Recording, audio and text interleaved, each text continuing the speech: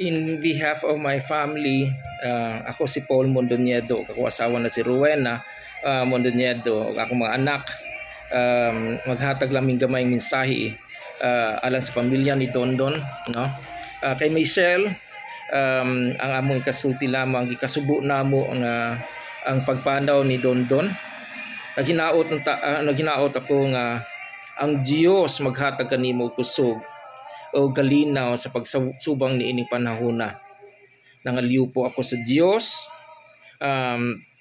para sa imuha o sa imong pamilya nga tagaan ka og kaalam sa pagsugakod ni ining panghitabo ni sa imong bana na si Dondon. Sa pamilya ni Dondon, no, kay Doña Lilia, akong tawag kay Doña Lilia, kang Nanay Lilia, o sa iyang kabanay, no, lakip na ang pamilya ni Janet, ni Randy o ni Janet, o kay Maymay o ang iyang bana. Amo lang kasturya, we are so sorry for your loss, no. Ato lang dumduman ang giingon sa Biblia na wala mawala si Dondon, no. Sa Ecclesiastes 12:7 nagingon dito na ang iyang espiritu mibalik sa Dios nga naghatag sa kinabuhi. Karon na wala lang nato di na nato siya masinati apan kabalo kita na mag-abot na kita sa umaabot na panahon. Igabot sa panahon magkita ra gyud kitang tanan, no. Sakit lang pamalandungon karon kay tungod sa ining panahona di na nato siya makita, no. Sukad inig lubong niya, no. Naalang kami mga pamilya o kani mga amigo ninyo andam mo makigstorya mo duol kaninyo kung kinahanlan busa ayaw gayud pag kahadlok magduol ka namo, no. Si Dondon karon naa na sa Himaya, malipayon na dito sa langit, na sa Himaya sa atong buhing Dios. O pangutan-on man nato si Dondon karon kung gusto ba siya mobalik dinhi, no. Kung iyang gusto ba ang pagbalik dinhi o mo pabilin diya sa presensya sa Dios. For sure ang tubag ni Dondon na gusto niya dito sa Himaya sa Dios, no. Kay nga naman adunay dakong kalipay, tapos na ang tanan kasakit, tapos na tanan pag-antos na iyang nasa gubangan dinhi. Maugay na iyang tubag, no. Ningon pa ang ikaduhang Korinto 5:8 kung atong mabasa, no, si Pablo mismo niingon siya na we would rather be away from the body and at home with the Lord. So normal gyud sa Kristohanon, no, kay kini kamatayon sa Kristohanon usa kini ka victory nato. Mao ni ang atong pag-graduate ning kalibutan na ug mo adto na ta sa sunod na ang dito sa presensya sa Dios. Ug naa dito ang atong kalipay, naa dito ang giingon nato na mga panalangin na ihatag sa Dios tungod sa atong nabuhat ining kalibutan na. Kung hisgutan nato ang kinabuhi ni Dondon, no, usa gayud siya katigdasig. Matawag na tigdasig kay anuman sa bata pa siya daghan kay nadasig, no. Atong gamay pa siya usa siya ka musikero, hangtod gani karon musikero. Perting gamaya pa niya mag-drums na siya, daghan kay nadasig sa musika tungod niya, no. Daghan kay gusto mosulod sa pagkanta, pagtukar, no. In fact, ang tawag nako niya drummer boy, no. Pero kabalo ako na daghan ang nasayod na usa siya ka drummer ug maay gayud siya mutugtog sa drum.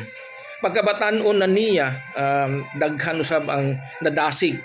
Daghan gayud ang nadasig sa iyang pagpangalagad tungod sa iyang pagpakatawa sa tao, pagdasig sa tao na magpadayon gyud sa iyang pagkakristohanon, no.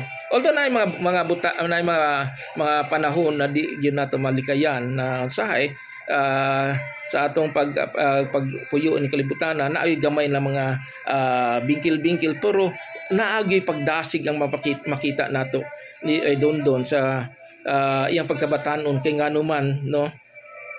Sa iyang pagpakatawa daghan iyang pagjoke-joke, pagpakatawa o paghatag og mga gagmayng mensahe sa katawhan, daghan ang maghinuklog sa isa ka kinabuhing Kristohanon bitaw no makaingon kag bitaw no sakto ba itong giingon niya bisag pakatawa lang to pero adunay mensahe no na nahatag sa usa ka tawo sa iyang kaminyoon usab ni Dondon kay Michelle no daghan ang nadasig usab niini mao nang gitawag gyud nako tigdasig si Dondon kay ngano sa iyang kaminyoon daghan nadasig bisag sa kalisod silang kahintang kalisod sa iyang kaugalingon no aduna sa gidala nangu sa iyang lawas wala gayud siya mo surrender nagapadayon pagud siya.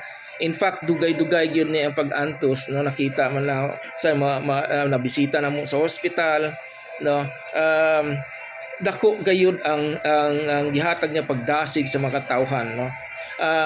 Ang iyang pagdasig sa iyang kaminyoon walay bisag unsang makababag nato sa pagpangalagad sa Dios. Walay makababag kanato sa pagpadayon diha kay Kristo. Bisan pagsakit pa na basta ikaw magpadayon diha kay Kristo. No, mao ni makita nato sa kinabuhi ni Dondon no. Walay makababag gayon bisan unsay imong kahimtang no.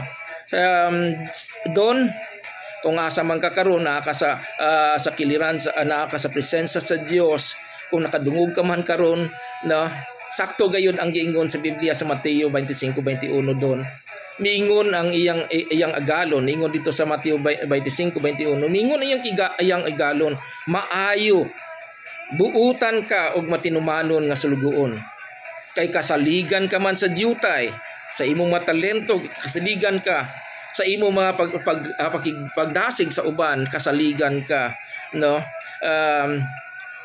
buutan ka matinumanon nga sulugoon kay kasaligan ka man sa diutay piyalan ko ikaw sa daghan dali sulod nga ri og ambit sa akong kalipay no karon naa ka sa kalipay sa Dios og makaambit ka sa kalipay sa Dios siguro daghang klaseng drama na imong hapakon pero kabalo ako ang imong paghapak pagdaig na sa Dios pag-alagad sa Dios no so padayon ka lang diha so mapasalamaton ako na wala gayud ka muundang karon malipayon ka na diha sa tubangan sa Dios kami naman dinhi syempre nahibilin din ning kalibutan na mingawon kayod sa imong kasipat ka joker labaw sa tanan ang imong pakigdaid kanamo nga walay lipod-lipod wala kay gipili na tao kundi ang tanan imo yung giduulan busa Don salamat sa imong kinabuhi at sa pamilya ni Michelle Doña Lilia ni ni Janet o Grandi o kay Maymay ug ang bana ug tanan pang naa dinha salamat kay inyong gipaambit si Dondon kanamo bisag jutay na panahon nakadasig kami sa pagpangalaga diya sa Dios. Maayong gabi sa tanan.